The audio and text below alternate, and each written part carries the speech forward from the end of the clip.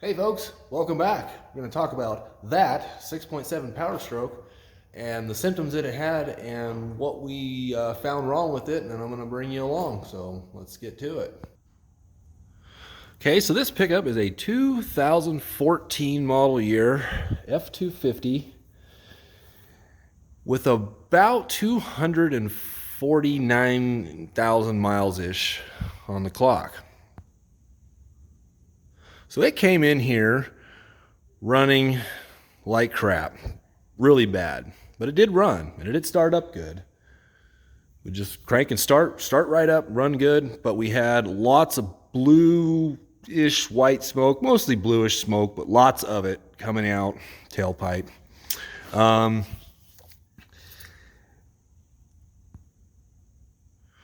so with the scanner hooked up, we had cylinder contribution issues with cylinders number 4 and then number 5. So the way they do the cylinders, they're pretty much like the way Ford used to always do it. Over here on the right side, passenger side, you go 1, 2, 3, 4, and then over here on the driver's side, 5, 6, 7, 8. It is not like the 7.3 Powerstrokes, the 6.0 Powerstrokes, or the 6.4 Powerstrokes that International used to make. We also had slight contribution problems with cylinder number 1. First thing we did is we cleared the codes and started it up and ran it, and we got the same symptom, obviously. But what we were doing there was looking to see if we were going to get the same cylinder contribution problems with the same cylinders. We added number 2 to it. Number 1 was doing okay. Number 4 was always not doing very good. Number 5 was not doing very good. So they were kind of changing around a little bit. So the first thing we decided to do was, since it's the easiest thing, we weren't having any electrical faults with the injectors. So the computer thinks that all the injectors are working correctly, but that doesn't mean that they are working correctly, because you can have like a bad tip, you can have just an injector that's just gummy and just stuck. There's a few reasons why. Electrically, it could think it's working, but it's just actually not performing like it's supposed to. And usually with cylinder contribution issues like this, it's usually the injectors. We checked all the basic stuff like the low pressure fuel pressure coming up to the CP pump, and then we also verified that we had a good fuel pressure, high pressure fuel in the system, and everything seems to be fine. The fuel filter looked really good. The fuel itself looked really good. That's the first thing you need to check, is the fuel itself. You need to drain it and find out if there's any water, moisture, anything like that going on in the system. So that's the first thing we did. Then we came and decided we're going to try replacing the injector number 5, because this injector in here, let's get a better shot of it. Okay, there it be, right there. You can see the red deal on the electrical connector. There's the high pressure fuel line itself right there, and then the little blue deal right there, that's the top of the return line. So this injector can actually be replaced without really taking anything apart. Sometimes you can take this deal out, but a lot of times you can sneak it out of there. You can pretty much do, I think I've done actually every single one of these, 5, 6, 7, and 8, without really taking anything apart. So we changed that injector, and we did not get it. I was hoping to get maybe some better readings from the cylinder contribution test out of it, and we didn't. And we also did not, we did the cylinder cutout test or whatever, and it didn't make any sort of a change. It would cut the cylinder. You could tell just very faintly that it was working, but it was not working, contributing very well, hence the reason the scanner was showing us the cylinder contribution issues. Okay, so then we get on this side, and I'm going to go ahead and try replacing cylinder number 4, because by this time I've also done relative compression test. That seemed to all be just fine. We had great compression. It's not the best test that we did, for actual compression test, but hold on just a second. So the relative compression test passed. Everything was great. I don't know if this is the original engine or what. I don't know any story on this. It's the first time this pickup's ever been into my shop. And we decided go ahead and do a regular actual compression test by removing the glow plugs right there and there. All of those. Removed all of them and then did each one individually. I don't have my piece of paper. I don't remember what the heck the readings were right off the top of my head. That was a few weeks back. But I know that they were all even. They weren't as high as they should be, but with as many miles on this thing, I wouldn't really expect that. But there wasn't one that was way lower than the other. They were all within, I think, 10 psi or something like that, which is I think should be good. I don't know. So anyways, we decided I'm going to go on to replacing injector number 4, which is the one all the way in the back here. It goes 1, 2, 3, 4. Went to change that injector. And as you can see right here, you can do this with the valve cover is still on. Everything's still on. Matter of fact, the EGR, there's the valve cover / intake manifold.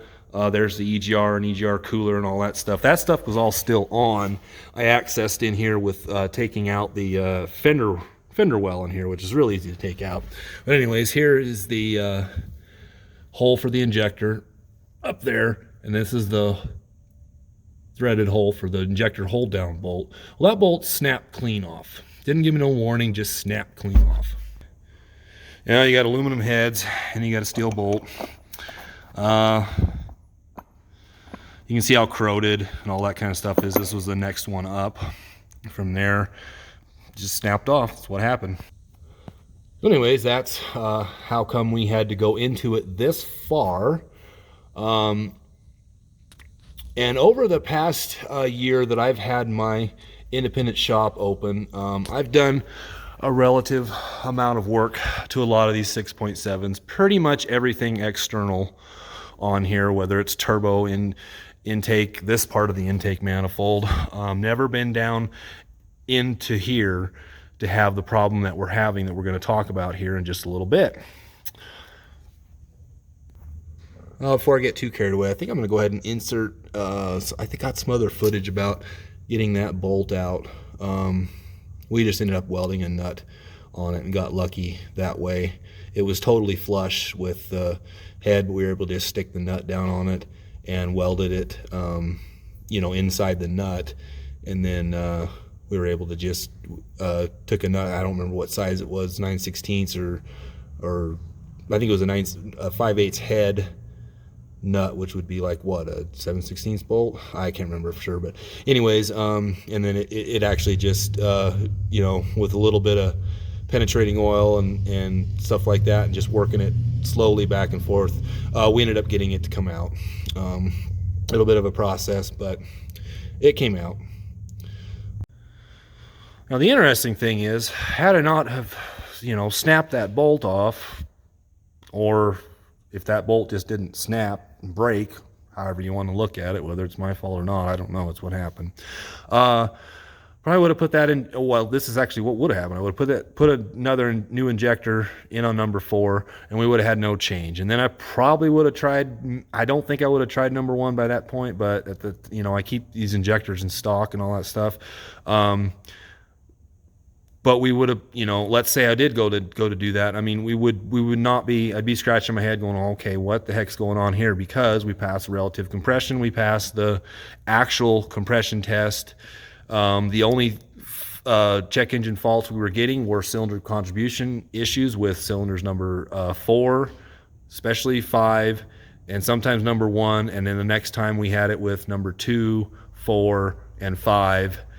And I think there was a couple, maybe, I don't remember. But then you look at the actual readings and all that kind of stuff, you know, as the engine's running, and you can, and looking at the graphs and all that, and we can tell that just, you know, there's just a lot of stuff mostly on this side of the engine. It's not working that great. But like I said, had I not snapped that off of there, and I'm not as experienced with these 6.7s, and I've not been down into them this far yet, I didn't know and have never seen this problem, never heard of this problem or anything like that. But this is what we got going on. As you can see, there's the end of your push rod right there. So shouldn't be able to get that out like that. These are 2 intake valves, and these should be the 2 exhaust valves right here. And this is the longest rocker arm here, and it's like this on every single cylinder on this side. See? Now all the rest of them, that one's really tight because that valve is probably pushing open.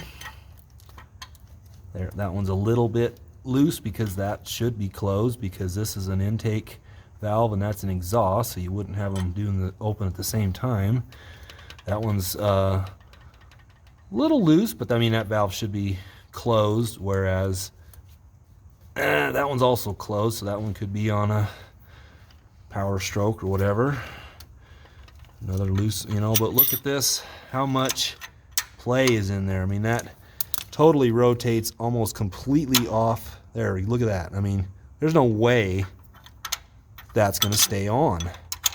So we obviously know we got to replace this deal right here. This, I don't know what it's, rocker arm bridge, or I don't know what it is. But you also can see in here, you see this, it's kind of a little roller, it's kind of just a little metal tab, and it's in between, or you know, it's underneath here, and it kind of just, I think it just kind of holds this in place. It doesn't really pivot on it. That's done elsewhere. We'll get it. I got the new parts. I'll show you. You can see that's missing on this one. There's nothing there, and it's missing on this one. It's nothing there, and it's not laying down in here anywhere that I can see. I don't know where it went or where they went. I don't know what happened. I don't know what really actually causes this. This is not a problem that is really that widespread. I don't know if it's because of the mileage of this pickup or what. Like I said, I don't know the history of this pickup. So like I said, we just don't know. But we know that this is a problem, and this is exactly why we're having the cylinder contribution issues that we are. I'm surprised we didn't have, I mean, I guess it's, if none of the cylinders are contributing very good, it's just picking out the worst ones, what we got going on. And, you know, but I mean, every single one of these 4 cylinders are not working correctly, because only one of the intake valves is opening when there should be 2 of them opening. These should do the exact same thing, as far as I'm aware. Maybe there's a little bit of different timing in them. I have no idea what they've engineered into all these things to make them do what they do. I don't build it, we just try to fix it.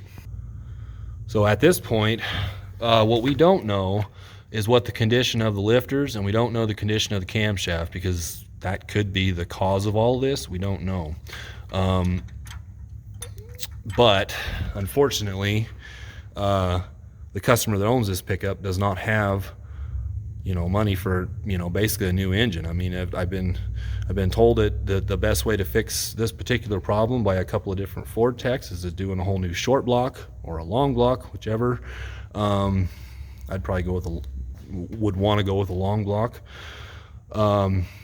But all he can afford to do, and he can barely afford that, is we're just going to replace all these rocker arms, and he's going to hope for the best. But I told him I cannot guarantee that this is going to stay fixed or running or anything like that, because I don't know the condition of the lifters, which you have to remove the heads to get, in order to get the lifters out, and then be able to inspect the camshaft and see if there's anything going on with that. Don't know any of that, what's going on. I also don't know, because I haven't been on the other side and had it apart, that I imagine it's probably the same thing on the other side with all of these. I don't know. So that's what we're going to start doing right now. We'll do an update video next as to, you know, how this all turned out. But this video is just about this particular problem. Hopefully maybe someone might see it and they might know what the heck really actually causes this, because I mean that's a lot of wear, you know. And I can see why it picks this one to do. I mean, this is the longest rocker arm. It's the one that's going to have the most need the most force to open the valves. You know, it's going to take a lot less force on one like this short one here, you know. But these ones all seem to be perfectly intact, and you can see that little tab thing right there. Let's have a look at the new one. But yeah, see that little tab thing, that's missing on every one of these here. It's not laying in the bottom. I would expect it to be like right in here or something like that. I don't know. I don't know where it's at. Okay, here is our new rocker arm, and notice it says RH for right hand. Yes, you will have different ones for the left and right hand side of the engine. This is the part number for this, and your new bolts. That's what came with in the box, was this and the new bolts. You can see this is that tab thing I was talking about. It kind of just sits in there. I mean, this is obviously where the rocker arm, you know, kind of pivots, but I think this just kind of holds it, you know, in place to make it so it don't go down and then off of this ball, I kind of assume. And so that could be the problem. I mean, this tab could have just worked its way out, and then that could allow this thing to fall, and or it also, I mean, you can tell when we looked at that one picture, you know, so here's the longest arm right here, but you can see, I mean, it's obviously got a little bit of play. It's got to be able to move, but you can see how we don't have much of a gap there. We don't have much of a gap there, but we have a lot here. You can see how we can move that. I mean, we can move that a long ways. That's no good. So I don't know, maybe that tab first popped out of there. It's just since disappeared. It could be laying in the bottom of the oil pan. I don't know how it could get there. I really don't know how it could get there at all. I looked all over in here for those things. I have no idea. Maybe somebody left it off. If it's a thing that's ever been somewhere, I really don't know. I'd love to know. But you can see this thing wants to pick up and down, and I think that's mostly what caused this or something like that. I don't know if that thing broke or whatever. I just would have expected to see them down in here somewhere. So I don't know what causes this. If you do, that'd be awesome. Okay, so there's your part number. These are all the same for all the right hand side. That'll get you this, 3 bolts. We're also going to need new injector high pressure lines. They say not to use those again. I have before, but decided this time we're going to get new. I'm not going to reuse the bolts because they are torque to yield. So these are your injector bolts. These are the same for all 8, but these are going to be different. So we're going to have 2 of this, which is DFL-1, and then we got 2 of these DFL-2. They got a little bit of a different bend to them. You can see one kind of bends that way, and this one kind of bends up this way. 2 of them, I can't remember which one does what, but for all 4 of these injectors, 2 of them are going to be that one part number, and the other 2 are going to be this part number. I think it's going to be like 1 and 2 are going to use the same part number. I don't know which one. And then 3 and 4 are going to use another part number. That's because of the different bend in the injection lines, everything here. So this is pretty much, I think if I recall, I got this correctly, how these go on. Not exactly, yeah, this should be how these go on somehow or another, but something like that, possibly. But anyways, yeah, this would go out to an injector, this will go out to an injector, this might actually go out like that. That's probably how that goes, pretty sure. And I think this is This is going to be your fuel inlet. Yeah, that's right. So this goes out to an injector. That's your main fuel comes in here to fill up the rail, and this one right here goes on right here and out to your number 4 injector there. But we're not using any of these. We are going to put in the original injectors. We're missing one. Okay. What else? We'll find it. Okay, so I'm going to go ahead and upload this video, and then we are going to do an update. Here's that main fuel line I was talking about there. ADD, it's easy as one, two. Oh, look, a pigeon. I don't know if anybody remembers that song. It's like, I think you're talking about one thing and like, oh, hey, dude, like this.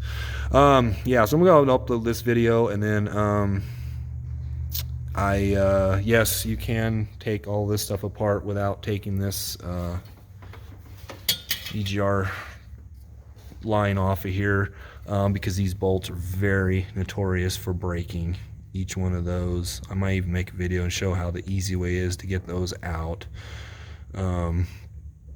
So anyways, yeah, we did try to take them off, and we've got a socket that I use for nothing but doing these, and I replace that socket ever so often with a new one, because you want to get as much grip as you can with these, because you're gonna have more stuff over the top of this. This is a good way to show this actually. But when you do have to get this off, I'll do another video and show how to do this the easy way. But anyways, we're gonna do an update video on whether or not we're gonna have to pull the other side apart. I suspect we are, but with this customer, they don't have the money. And for one thing is, ladies and gentlemen, don't go out and finance $40,000 or so and also finance what you think might be fancy, cool looking rims, not my style, all that kind of stuff, because you are not going to have the money to repair these 6.7 Powerstrokes when something fails. These things are a lot more expensive to buy, whether it's new or used. They're just a lot more expensive, and everything in here, these are great engines, don't get me wrong. I really like these engines. They make a lot of power, but there's just, the stuff is expensive. I think, you know, like some of the stuff we're doing in this is fairly inexpensive. Like these are, you know, about $50 or $60 for each set of these rocker arms. Not bad at all. But when you talk about, you know, the expensive fuel systems, the injectors, the high pressure fuel pump, and all that kind of stuff, all the extra emissions, the EGR cooler and the EGR itself, and, you know, the DPF filter and all that kind of stuff. I mean, just the fuel system alone in this pickup, if you were to get it contaminated by water, or you accidentally put DEF fluid in your diesel tank, just that contamination alone in there will contaminate the whole entire fuel system. I mean, you're looking at a possibly $8,000, $9,000, $10,000 repair bill to repair all of that. It's a lot of money.